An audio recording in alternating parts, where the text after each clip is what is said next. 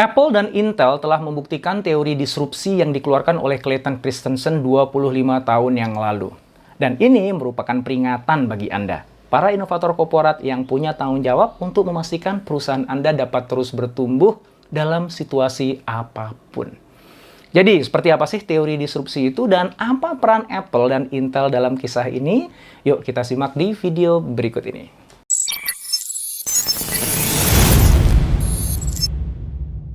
25 tahun yang lalu, tepatnya di pertengahan tahun 90-an, Clayton Christensen menjabarkan teori disrupsinya pada Andy Grove, CEO dan co-founder Intel pada saat itu. Andy langsung terinspirasi. Bagi teman-teman yang belum familiar dengan teori disrupsi, Clay menjelaskannya di artikel berjudul What is Disruptive Innovation yang dimuat di Harvard Business Review bulan Desember 2015. Oh ya, bagi teman-teman yang belum sempat subscribe ke channel ini, silahkan tekan tombol subscribe ya, terus nyalakan notifikasinya. Baik, jadi apa sih teori disrupsi itu? Clay menggambarkan disrupsi sebagai proses di mana perusahaan yang lebih kecil dengan sumber daya yang lebih sedikit dapat berhasil menantang bisnis yang sudah mapan.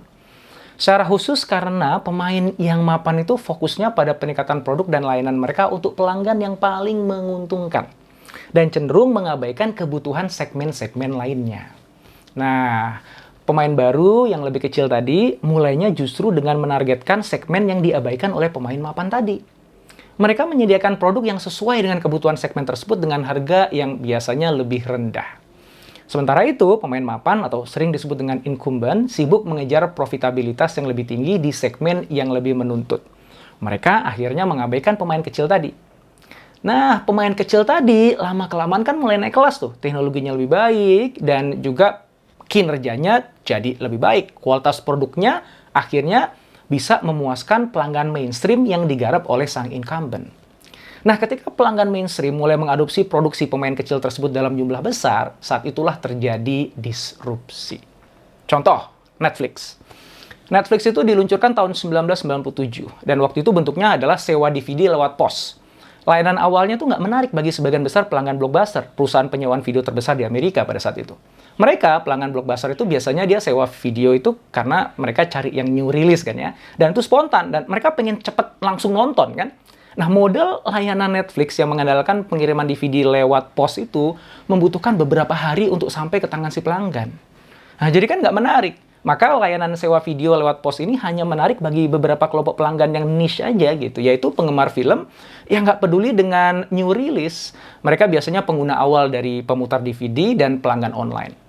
Nah, Blockbuster akhirnya memutuskan untuk mengabaikan pesaing ini. Selain merasa nggak terancam oleh layanan Netflix, logikanya adalah kedua perusahaan itu memenuhi kebutuhan yang sangat berbeda untuk pelanggan yang berbeda. Namun, karena kemudian teknologi berkembang, akhirnya memungkinkan Netflix beralih ke video streaming melalui internet. Dan perusahaan tersebut pada akhirnya bisa menarik pelanggan Blockbuster. Kenapa? Karena Netflix menawarkan pilihan konten yang lebih luas dengan tontonan sepuasnya, sesuai permintaan, kualitasnya tinggi, mudah, nyaman diakses, dan harganya rendah. Akhirnya, semua pelanggan Blockbuster pindah ke Netflix. Blockbuster gagal merespons secara efektif proyeksi pengembangan produk dan layanan Netflix.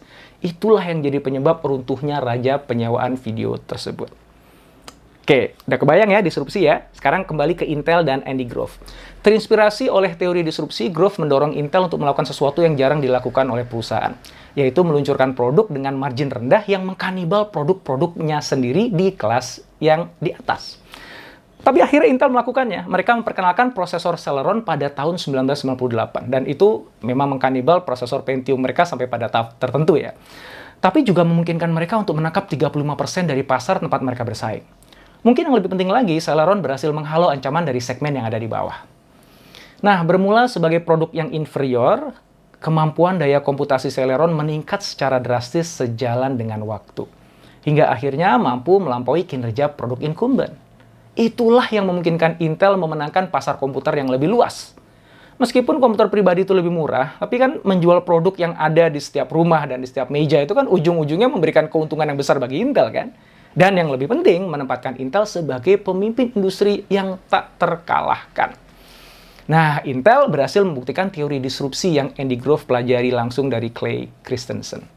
Sekarang, ceritanya kebalik. Ada twist di sini. Pastikan teman-teman nonton video ini sampai habis ya, karena ada kejutan dari Apple nanti di akhir video ini. Tahun 2005, Intel dapat kesempatan untuk membuat chip prosesor untuk produk Apple yang kini kita kenal dengan iPhone.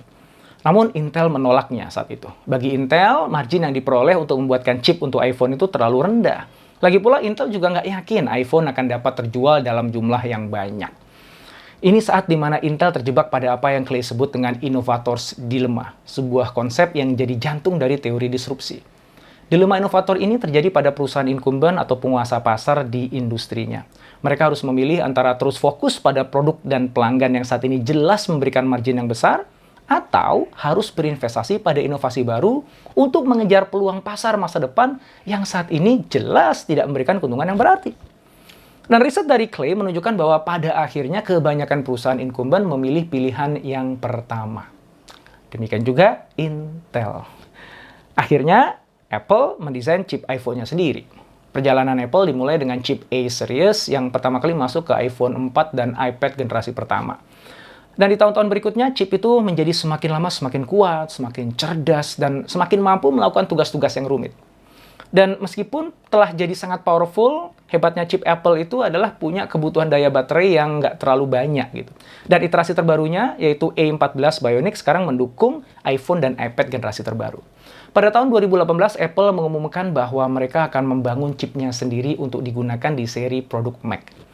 Pada November 2020, Apple mengumumkan Apple Silicon, prosesor Apple sendiri yang pada akhirnya menggantikan semua chip Intel yang selama 15 tahun terakhir telah menjadi jantung semua produk laptop dan desktop Apple.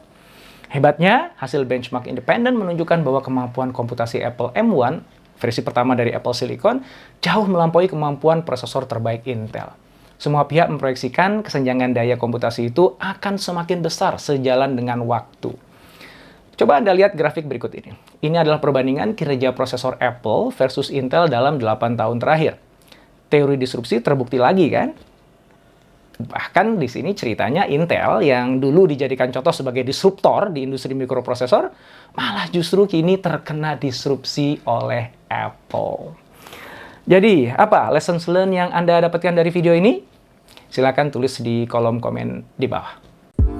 Jika Anda menemukan video ini bermanfaat, silahkan subscribe, like, dan jangan lupa untuk nyalakan notifikasinya.